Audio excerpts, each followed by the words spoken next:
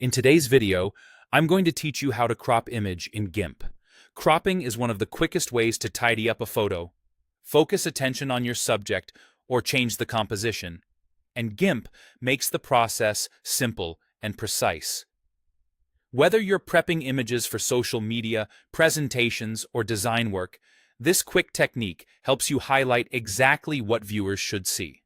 First, open your image in GIMP. If the program is already running, you can use the File menu and choose Open, then pick the picture you want to work with. You can also drag a file straight into the GIMP window. Once your image appears on the canvas, you're ready to crop. Next, select the Crop tool from the toolbox. Its icon looks like a little knife or scalpel. If you don't see the toolbox, make sure the Tools panel is visible, or press Shift+C to activate the Crop tool instantly. When the tool is active, you'll see options below, but you can get started right away. Click and drag on the image to draw a crop box. As you drag, GIMP shades the area that will be removed, leaving the area you'll keep clear. Don't worry about getting it perfect on the first try, you're just establishing the general area. You can always refine it. Now adjust the corners or edges to fine-tune the selection. Drag any handle to change size, or drag inside the box to reposition it. If you want precise control, watch the width and height readouts in the status area, or use the tool options to lock an aspect ratio so your crop stays proportional.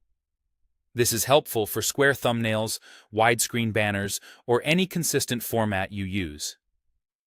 Take a moment to align the crop with key elements in your image. Even small adjustments can improve balance and impact. When you're happy with the framing, press Enter to apply the crop. GIMP trims away everything outside the box and resizes the canvas to match what you kept. If you change your mind, you can undo immediately with the standard undo command and try again. Cropping reduces the canvas to your selection, so if you may need the full frame later, keep a backup of your original image. That's all there is to it. By opening your image, choosing the Crop tool, drawing a box, adjusting the edges, and pressing Enter, you've quickly focused your image on what matters most. With a few practice runs, you'll be able to crop confidently and consistently for any project.